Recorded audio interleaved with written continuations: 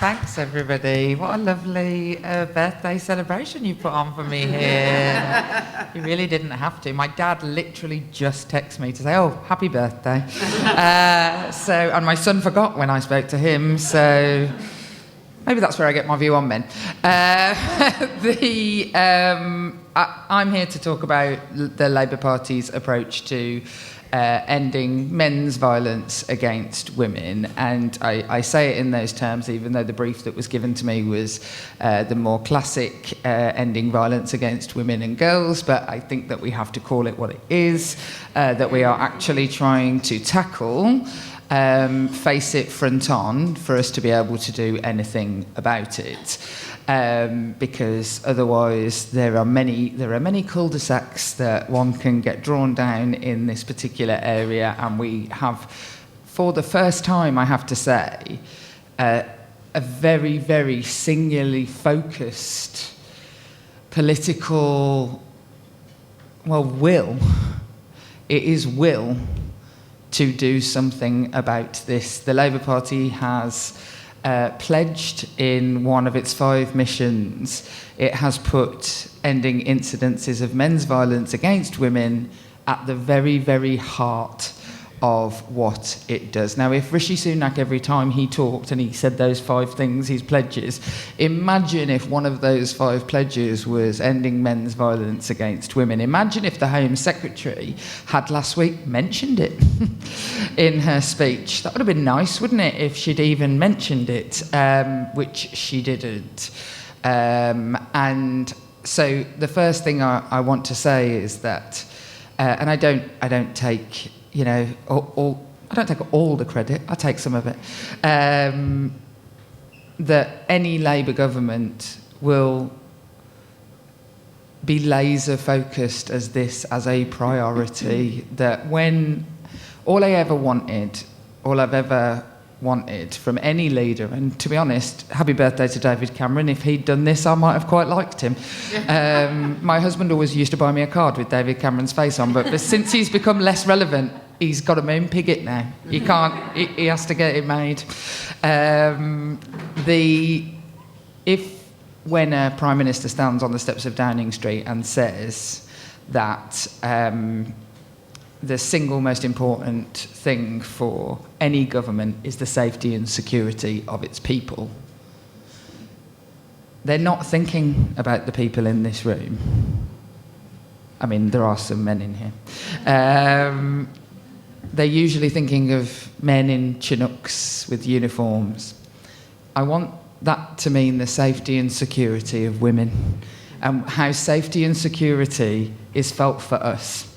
And I don't need to sit and go over the data about how shit it is to be raped in this country and the likelihood of justice.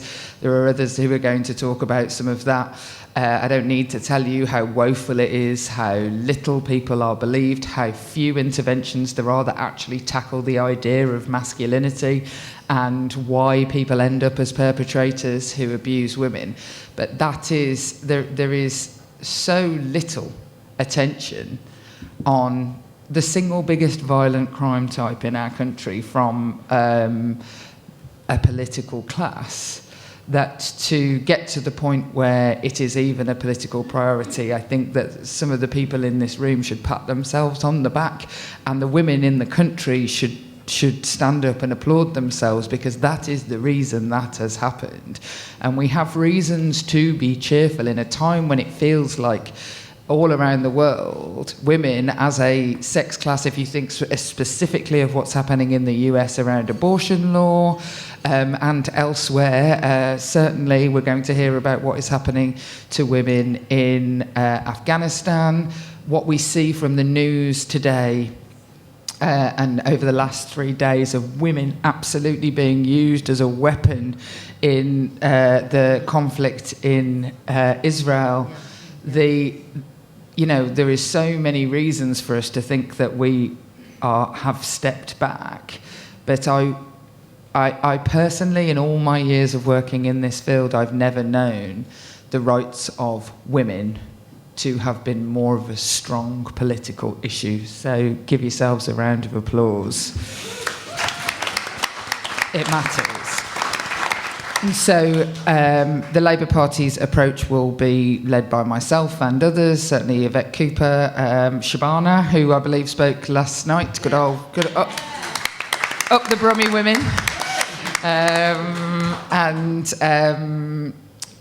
We will make this a priority. As Tonya has said, pretty much all the advancements for women, whether it's the Equality Act, the only piece of legislation that actually advanced women to the kind of liberty that we have today that wasn't put in largely by Labour women was the Abortion Act, which actually was fought for by Labour women but was famously lobbied for by a Liberal man, although he would say it was absolutely Labour women who'd done the work behind the scenes. He has said that to me.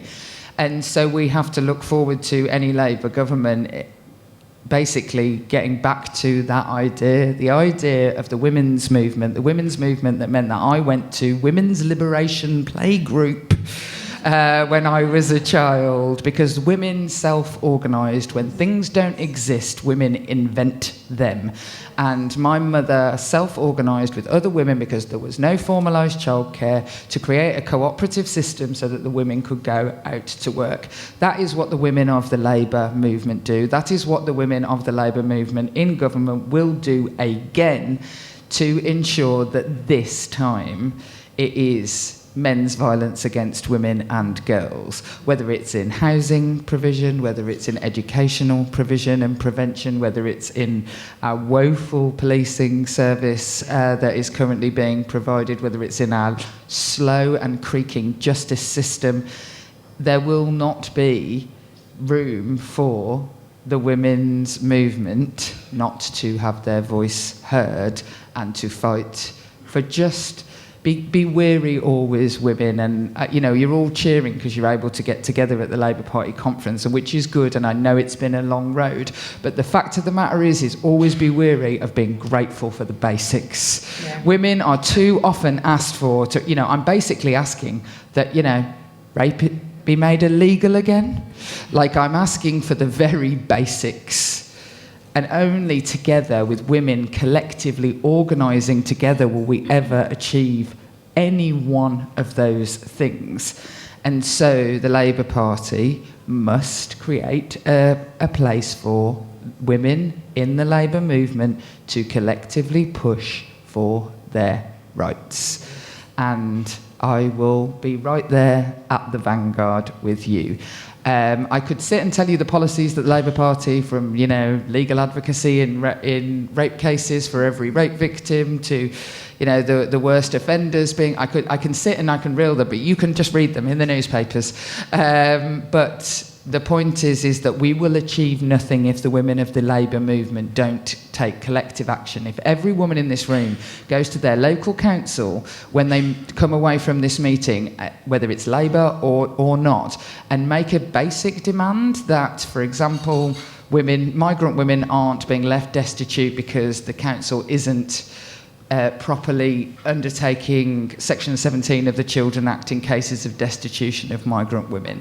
The Labour movement women should organise together to make sure that when we pass laws that say that women should have a homelessness duty if they're in cases of domestic abuse, that somebody is actually making sure those laws are done.